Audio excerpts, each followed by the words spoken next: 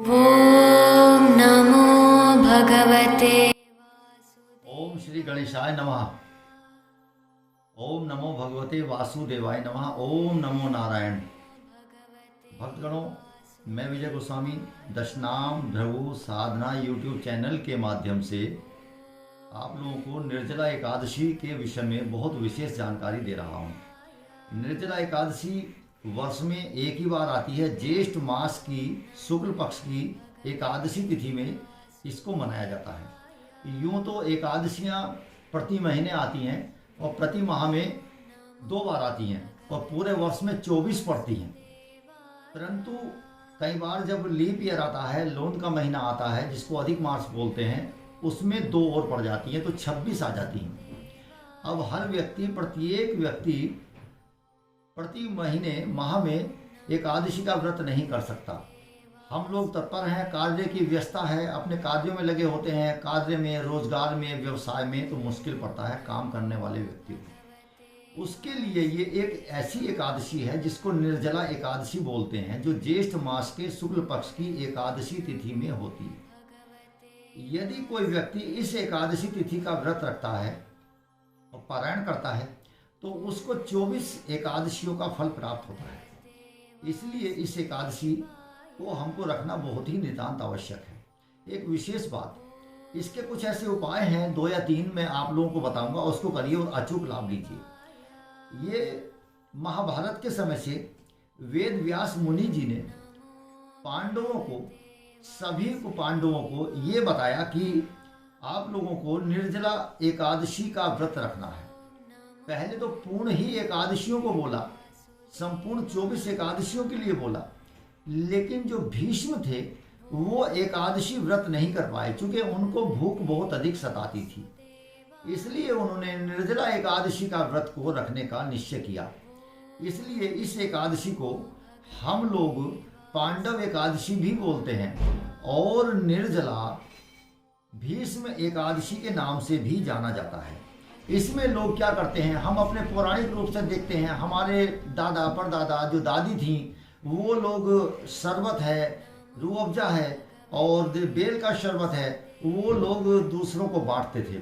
इसमें उस दिन में इन लोगों को, राहगीरों को, जो रास्ते में चलने वाले लोग होते हैं, उन लोगों को शरबत और जल और पानी को पिलाने का बहुत अधिक महत्व है। इसको निर्जला बोलते हैं। निर्जल रह के अर्थात जल और अन्न का त्याग होता है इसमें, तो हमको पूरी निर्जल रह के अर्थात जल और अन्न का त्याग होता है इसमें, तो हमको पूरी 24 एकादशियों का लाभ प्राप्त होता है।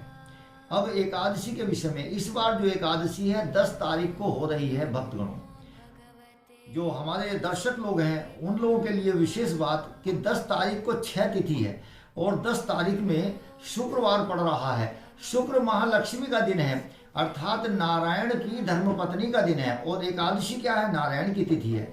इस दिन में यदि आप अपने गृह में, एक बहुत विशेष उपाय है आप लोगों के लिए, यदि आप अपने गृह के अंदर में एक तुलसी के पौधे का रोपण करें तो आपके घर में विशेष प्रकार से नारायण की कृपा बरसेगी, माँ तुलसी की कृपा बरसेगी और हमको सुख शांति घर में प्राप्त होगी। संतान के लिए भी ये बहुत ही अच्छा उपाय है। एक दूसरे, इसके लिए एक बहुत विशेष कार्य आप लोगों को बता रहे हैं, क्योंकि ये नारायण का दिन शुक्रवार का दिन है। शुक्रवार अर्थात भृगुवार, अर्थात भृगु बोलते हैं, शुक्र को बोलते हैं, जो शुक्र का दिन है, भृगु का दिन है। भृगु बोलते हैं संस्कृत में, भृगुवासरे। तो भृगुवार जो है महालक्ष्मी का, शक्ति का वार होता है, और शक्ति कौन है, नारायण की धर्मपत्नी है।